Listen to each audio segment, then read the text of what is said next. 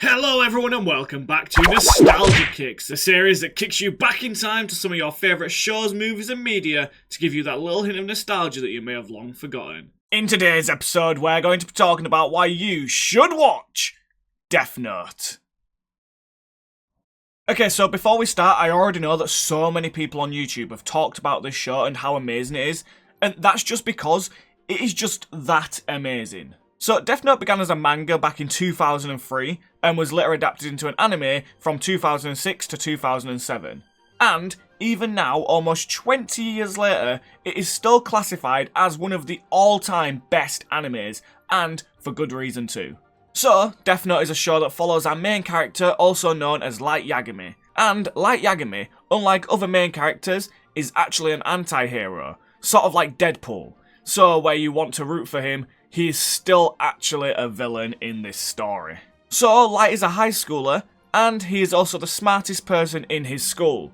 And because of that, he's just become too smart, and he's kind of bored in his life, and he just doesn't find much enjoyment out of anything. That is, until one day, he happens to stumble upon something known as the Death Note. Now, before I explain what the Death Note actually is, we need to discuss another character that is also the sole reason for the Death Note falling to Light, and that is the character known as Ryuk. Now, Ryuk is a god of death, and in the universe of Death Note, the gods of death are immortal beings that live in another realm and kind of control who and what dies. However, Ryuk being in this realm has also kind of become bored and he just wants to have some fun.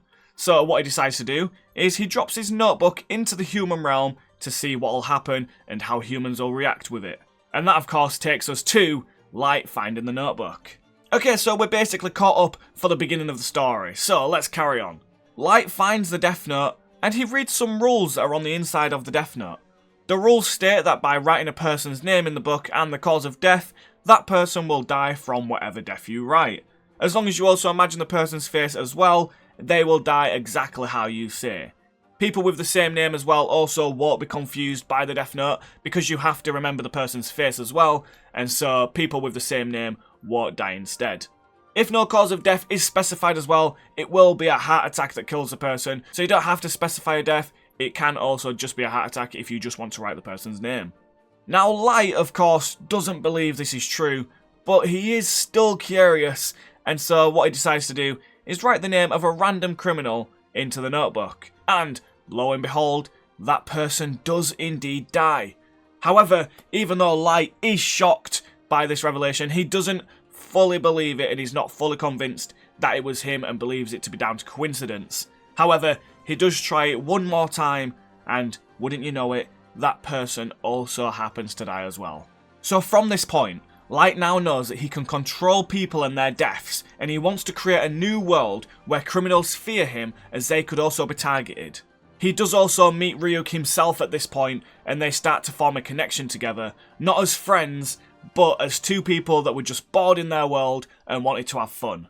So, naturally, Light continues to kill criminals and kind of gives himself this godlike complex because he believes that he has been chosen to kill these criminals and bring down this reign of tyranny onto people and make the world in his ideal image. But of course, with so many criminals dying, the world itself does become suspicious. So what they do is they all have a meeting where they want to capture this new person that is murdering criminals.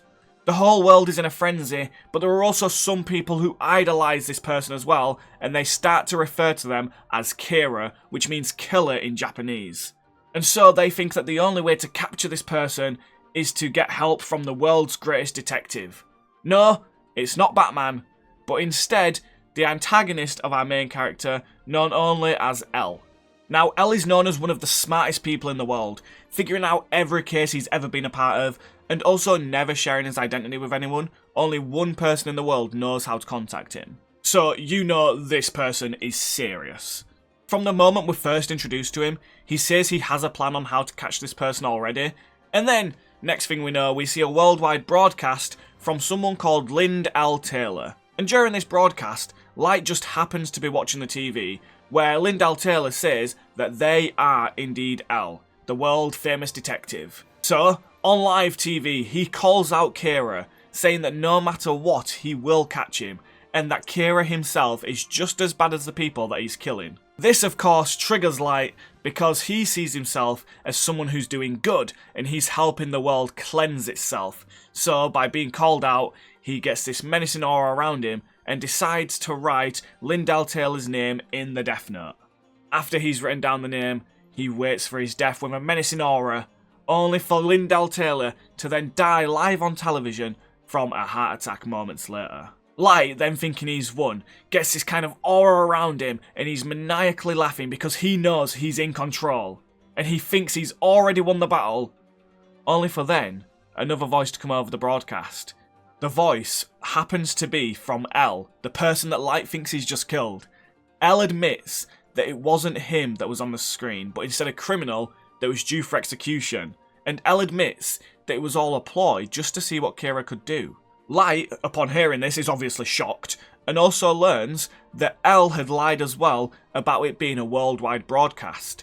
Instead, it was only broadcast to one specific region of Japan, the Kanto region where Light happens to be. And so, already, within the first 5 minutes of being introduced to L, he has already narrowed it down to this one specific location. And from here, we just get one of the greatest cat and mouse games in like the entire world. It is ridiculous. The two smartest minds going back and forth against each other, each trying to win and get the upper hand and prove themselves just better and smarter than the last person. Always trying to get the upper hand and see who can come out on top in the end. And the series itself, it's just thrilling. It's got amazing voice acting, great sound design, characters, and the moments of intellect. It will always have you on the edge of your seat, wondering how will L catch Kira, how will Light escape and kill L, and every back and forth, there's like at least 10 every episode, where one of them seems to have the upper hand, but then the other person comes out, only for them to show that they actually knew that they were going to do that, for then this to happen, and it just really has you on your toes at every single point. You just wait in anticipation on what's going to happen next, how are they going to get out of this situation. And also, a few things I did not mention as well earlier, is that Light's father is also head of the task force that is in charge of searching for Kira, which just makes the stakes even higher, because not only does Light have to fight against L in intellect, he also has to then go against the task force that is also looking for him, which also happens to have his family as the main person in it as well. It's just mind-blowing how many things he has to get through, and how is he going to get through it, is he going to get caught, and just what is going to happen. Just honestly, just every single moment of the show has some point to make, and it just never stops, not for a second. There are many videos online as well just pointing out some of the smartest moments from the show, and there are just so many. Like I said, there are like 10 in every single episode where it's one and then one and then one, and it just goes back and forth with mind games. Like one that I could say, for example, and I can mention this one because it's not much of a spoiler for the show, but it just shows a little bit of the intellect. It's how Light hides the Death Note. So one of the rules of the Death Note is that anyone who touches it will be able to see Ryuk. And so because of this, and because obviously Light doesn't want anyone touching the Death Note, and to protect himself if he happens to get caught, he builds a little contraption in his desk that has a fake bottom for his Death Note. Which is cool. Anyone could open a fake drawer and just open a fake bottom, right? Well, he's also thought of that, and he's made an electrical conductor so that if someone takes off the fake bottom without using the hole underneath the desk using a pen, the book itself will just instantly catch on fire, destroying any evidence of the Death Note's existence. And that is just one of the first things you see of the show that shows his intellect, and just that itself is such a small thing compared to the rest of the show, but yet that itself is so intellectually smart that it just shows what is to come. Like, honestly, I feel like I've just been rambling this whole time. Like, I don't even know if there's been any cohesive talk in what I've been saying. There's honestly just so much that I want to say, because it is just truly one of the greatest and one of my all-time favourite shows. But I can't really say much about it without spoiling everything, because, as I said, everything just leads on to the next. So if I say one thing about one character, it might end up spoiling something that's going to happen at a different point, and honestly, I just don't want to spoil anything for you. You really should watch it. But one more thing, even just the colour changes when certain things happen, such as Light changing his personality from being Light / himself to being Kira / the killer, because as time goes on, they kind of become separate entities. Like, he is different people. He stops becoming himself and becomes more of this Kira character. Or when something is figured out and then the colour changes and just the menacing, and you see his eyes start to go pointy when he's Kira, but then they're kind of rounded when he's himself. It's just, there's so much detail in it that I just can't talk about in this video without spoiling it. Maybe at one point in the future I will do a deep dive into the show where I just go into every episode and talk about it in detail and just discuss the nuances, but I can't really do that in this video, so that is why you should watch Death Note.